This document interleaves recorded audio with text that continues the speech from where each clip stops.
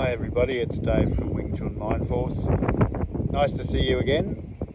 In this video I want to talk about the power of emptiness in Wing Chun, and I hope it's not too windy and noisy.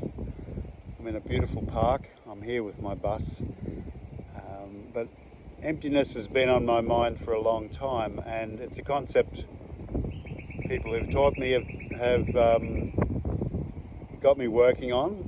And the obvious start of emptiness is the whole practice of Silnim Dao, of just emptying your mind, getting rid of the conscious mind, stop thinking, empty your body of tension, let everything relax. Just let down all your worries and cares and practice that to be something that you can just switch on. Now, emptiness is very connected to stillness. It's like the same sort of thing. Stillness and emptiness are two very powerful concepts in soft style Kung Fu. So what I want to talk about today is the power of emptiness in a practical sense, where everyone's heard of the 1-inch punch, boom, the guy goes flying backwards. Now, the 1-inch punch is something I've thought a lot about, and I've experienced it once where I think I did it well, and it's not a matter of twisting from the ground, of getting force from the ground. In Chu Shong Tin lineage, we think about rising up through the spine, up above the head, everything relaxing and floating, which is basically my idea of a ball floating on water. This is agreed on by a lot of people, this idea that you're just sort of floating, and that's Tai Gong, when you're sealed off at the bottom, connected to the top, and this feeling of rising up, your spine relaxes, everything relaxes outwards, up and down, all sort of at one time. So when you do a real 1-inch punch, what really happens is that all of your mass is concentrated on the part where you strike, and it only takes a little movement, even less than 1 inch, to drop all your weight into somebody. They'll feel it as if they've been jumped on, or as one of my friends said when I hit him with this proper 1-inch punch, he said it felt like a sword ran through his spine. And I did it twice, and both times he went down on the ground and he got up, and he said it wasn't something he wanted to try again. From that experience, I started thinking about this concept of a 1-inch punch, and I realized that it could easily be a 1-inch kick, a 1 inch of the body moving, as in Chum Kyu, just the slightest movement. So what I've realized for years now, and what I still am working away at, is achieving this empty state where everything you do is super powerful, just the slightest movement.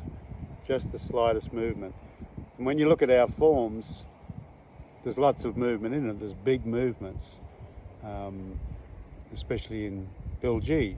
If you've seen that, or if you can do it, you know that your arms are right out and you're coming right in. But my friend and teacher, Richard Antonini, said to me one time, big movement. I've got my phone in a tree there, so see if you can see my arm, that one where we come from here and we come in like that.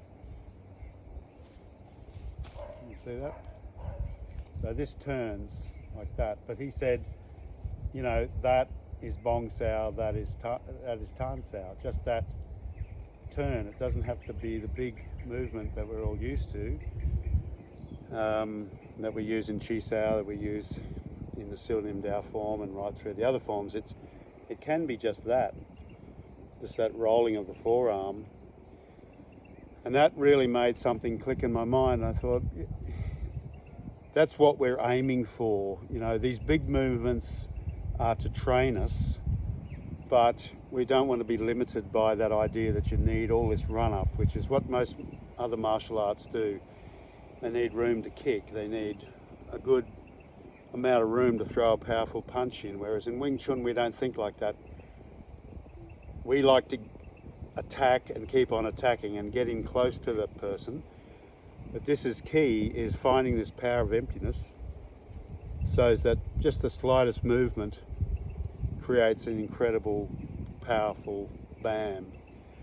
And this applies as much in chi sao as it does everything else. Like you can chi sao, but sometimes try letting your arms really relax out and just chi sao like that. And keep this feeling that you're dropping towards the person, that you're really empty and your weight is just dropping towards them. Don't lean, but just think it.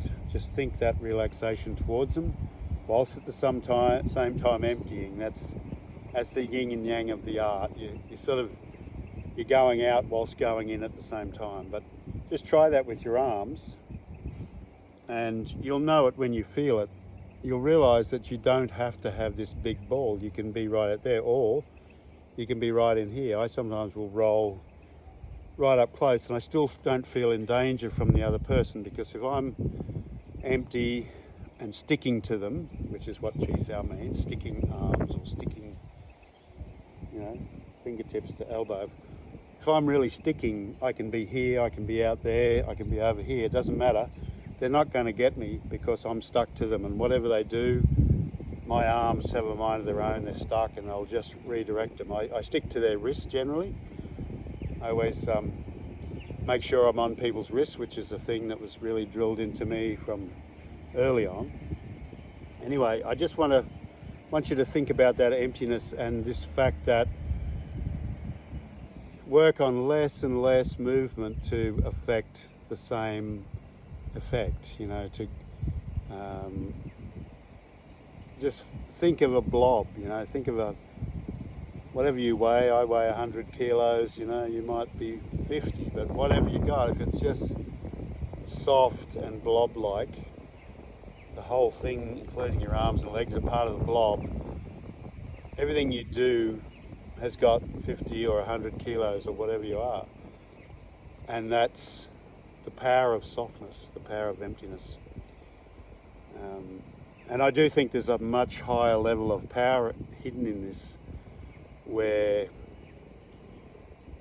in Bill G we work on this concept called the big bus starting up. Concept called the whirlpool effect, and essentially what it is, from my understanding and experience, is it's sort of a whirlpool of taking everything of the other person into your center, so there's nobody out there and it's all in you, and you take complete control. Now there's a mower starting up, and you basically have them, and you just need the slightest movement. You're sticking to them, just the slightest movement, and they're completely off balance and in your control. And I've talked about this somewhere else, and I'll probably talk about it again, but once you feel that, where you completely have them, you realise that there's nothing can stop you. As soon as you touch them, you've got them, and you can fling them around like a rag doll. So I'll leave it at that. See you later. Apologies for my missing teeth, but I'm getting another tooth very soon. See you next time.